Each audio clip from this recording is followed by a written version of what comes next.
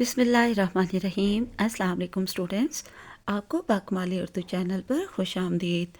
Students, आजकल हम जमात दाहम के लिए उर्दू कवायद व इंशा में से मज़ामीन पढ़ रहे हैं।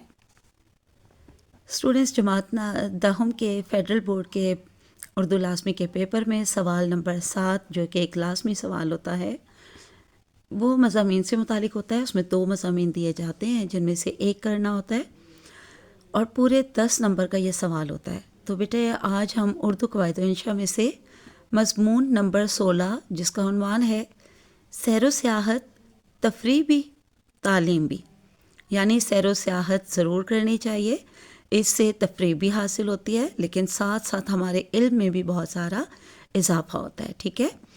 फरमाने इलाही है सीरो फिल अर्दी, यानी इस ज़मीन पर घूमो फिरो। ज़मीन पर घूमने फिरने का दूसरा नाम सैर व सियाहत है, और सैर व सियाहत बिलाशुबा तफरीह भी है और उम्दा तालीम का ज़रिया भी। तो बेटा, अब आप इसको यहाँ से बहुत अच्छी तरह से ख़ुद पढ़ लीजिए। बीच में जो भी आयात और अहदीस के तर्जुमे हैं तो वो ज़रूर अच्छी तरह से याद करिएगा।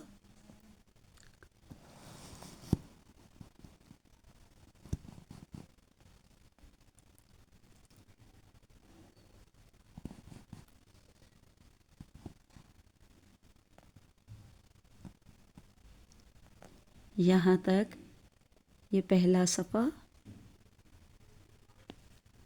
और ये अगले सफ़े पर बाकी आधा पेज ही है ये। तो यहाँ तक ये मुकम्मल हो रहा है, तो आपने ये बहुत अच्छी तरह से पढ़ लेना है। ठीक है जी स्टूडेंट, एक और टॉपिक भी देख लेते हैं। ये मेरे पास दूसरी जो नोट्स बुक है, एक दिलचस्प सफ़र। तो ये भी बहुत अच्छी तरह से याद कीजिए, ये बहुत ही अहम टॉपिक है और इसमें से भी काफ़ी मवाद आप सैर व तफरीह, सैर व सियाहत वाले टॉपिक में भी लिख सकते हैं, और उसमें से आप इसमें भी, यानी जिस उन्वान से भी मज़मून आ जाए। तो बेटा, इस मज़मून एक दिलचस्प सफ़र का खाका अच्छी तरह से आप देख लीजिए, यानी कि अहम नुकात। ये अहम नुकात अच्छी तरह पढ़िए, फिर उसके बाद आप जब ये मज़मून पैराग्राफ की सूरत में पढ़ेंगे तो आपको पता चलेगा कि उन्हीं अहम नुकात पर जो है तरतीब वार ये पैराग्राफ बनाए गए हैं। तो इस तरह से आपको भी मज़मून लिखना आ जाएगा, और इसमें जितने भी हवाला जाती अशार वगैरह होंगे। और यहाँ पर ये सिर्फ़ एक मिसरा है, खाके वतन का हर ज़र्रा मुझको देवता है। तो उसके बाद यहाँ आगे ये शेर है, तो ये सारे बहुत अच्छी तरह आपने याद करने हैं। ये धूप चांदनी है, ये पत्थर भी फूल हैं, क्या जाने सहर क्या मेरी खाके वतन में है। उसके बाद ये जो है फरमाने इलाही। उसके बाद यहाँ फिर एक हवाला जाती शेर है, शेख साहब का तासुब है जो फरमाते हैं, ऊँट मौजूद है फिर रेल पे क्यों चढ़ते हो। अब आगे ये सारा देखिएगा, अच्छे से पढ़ लीजिएगा। फिर यहाँ पे एक और शेर है, सहारा जो किसी का ढूंढते हैं बहरे हस्ती में, सफ़ीना ऐसे लोगों का हमेशा डूब जाता है। आगे एक और शेर है, गर्मी से तड़प रहे थे जानदार और धूप से तप रहे थे कोहसार। अब आगे मुकम्मल कीजिए इसको अच्छी तरह से पढ़कर। अब हम अगले सफ़े पर देखते हैं, बहुत अच्छी तरह से पढ़ लीजिए। ये अगले सफ़े पर मौजूद बकिया मज़मून। यहाँ पे शेर है, नज़र को हुस्न के जलवों में डूब जाने दो, ये शय नहीं है हिजाबाते रंगो बू के लिए।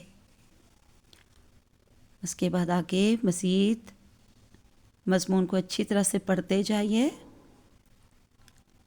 और यहाँ फिर एक शेर है, क्या वो इंसान है जो इंसान का गम खार ना हो, भाई पर आए मुसीबत तो मददगार ना हो। ये इस सफ़े पर मौजूद जितना आपको दिख रहा है बहुत अच्छी तरह से ये पढ़ लीजिए। ये अगला सफ़ा है, बहुत ही अच्छी तरह पढ़ें और पूरे का पूरा पढ़िए। کیونکہ جتنا تفصیلی آپ جو ہے وہ مضمون لکھیں گے اتنے آپ کے پورے نمبر آنے کا امکان ہوتا ہے.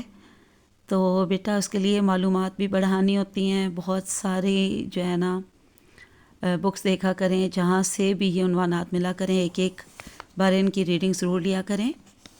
500 سے 600 الفاظ پر مبنی آپ نے مضمون لکھنا ہوتا ہے کیونکہ پورے 10 نمبر کا یہ سوال ہوتا ہے. ٹھیک ہے.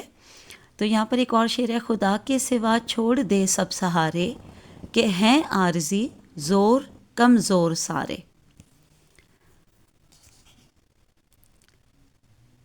آگے یہاں ایک اور شعر ہے. میرا خلوص دوستوں میں بٹ کے رہ گیا ریل کے مسافروں میں اخبار کی طرح.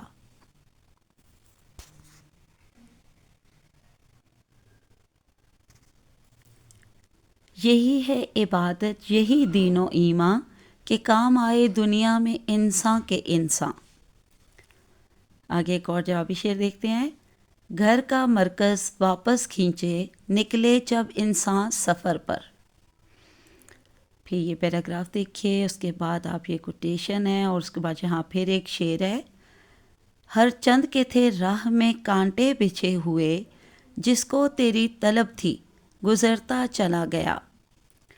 پھر آپ نے یہاں یہ آخری پیراگراف ہے اور اس کے بعد آخر میں ایک اور حوالہ جاتی شعر. منزل تو خوش نصیبوں میں تقسیم ہو چکی کچھ خوش خیال لوگ ابھی تک سفر میں ہیں. تو یہاں تک یہ ہمارا مضمون مکمل ہوا. اچھی طرح سے تیار کریے گا. تو چلیے آج کے لیے اتنا کافی ہے. اللہ حافظ. فی امان اللہ.